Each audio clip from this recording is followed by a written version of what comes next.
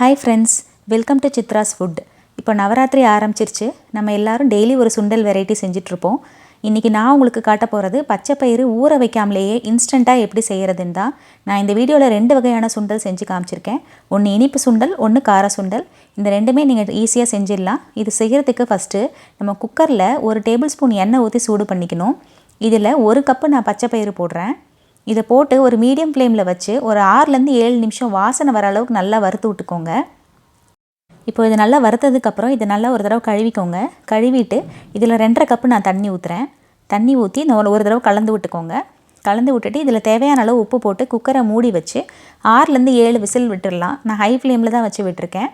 இது நல்லா வெந்துடும். என்றைக்குமே பாசிப்பயிறு வெந்ததுக்கப்புறம் குவான்டிட்டி டபுள் ஆகிடும். இதை பாருங்கள், 2 மடங்கு ஆகிடுச்சு.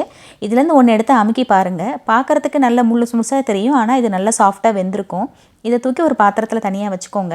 இதை 2ஆக பிரித்து வச்சுக்கோங்க. முதல்ல இனிப்பு சுண்டல் செய்கிறதுக்கு ஒரு கடாயில் நான் 1/3 கப் வெல்லம் போடுறேன். போட்டு அதில் 1/4 கப் தண்ணி ஊற்றி இந்த வெல்லத்தை நல்லா உருக்கிக்கலாம்.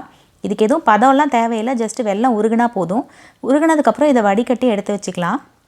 அதுக்கப்புறம் அந்த வடிகட்டினதை இன்னொரு கடாயில் சேர்த்துட்டு இந்த எடுத்து வச்சுருக்கோம் இல்லையா பாதி அளவு சுண்டல், அதையும் இதில் சேர்த்துக்கலாம். சேர்த்துட்டு நல்லா கலந்து விட்டுக்கோங்க. ரொம்ப நேரம் கொதிக்க விடக்கூடாது, ஏன்னா சுண்டல் வழுத்துக்கும். அதனால் ஓரளவுக்கு கொஞ்சம் மாய்ஸ்டாக இருக்கும் போதே அடுப்பை அணைச்சிட்டு இதில் தேவையான அளவு ஏலக்காய் பொடியும் 1/4 கப் துருவின தேங்காயும் போட்டுக்கோங்க. போட்டு நல்லா கலந்து விட்டுட்டு எடுத்து பரிமாற வேண்டியது தான். இனிப்பு சுண்டல் ரெடி.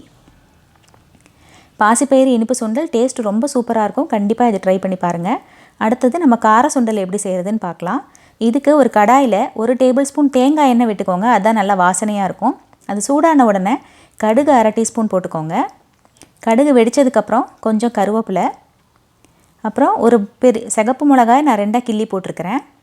இதையும் 1 நிமிஷம் வதக்கிட்டு இதுக்கு கொஞ்சம் பெருங்காயமும் போட்டுக்கோங்க. அப்போ தான் கேஸ் ஃபார்ம் ஆகாமல் இருக்கும்.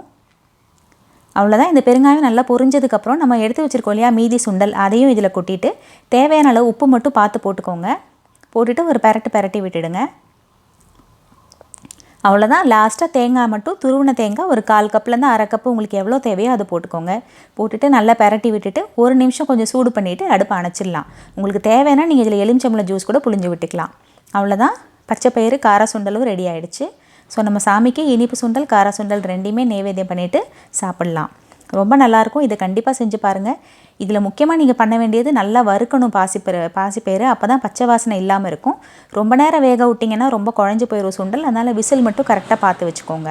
உங்களுக்கு இந்த ரெசிபி பிடிச்சிருந்ததுன்னா இந்த வீடியோ லைக் பண்ணி ஷேர் பண்ணி சப்ஸ்கிரைப் பண்ணிக்கோங்க. தேங்க்யூ.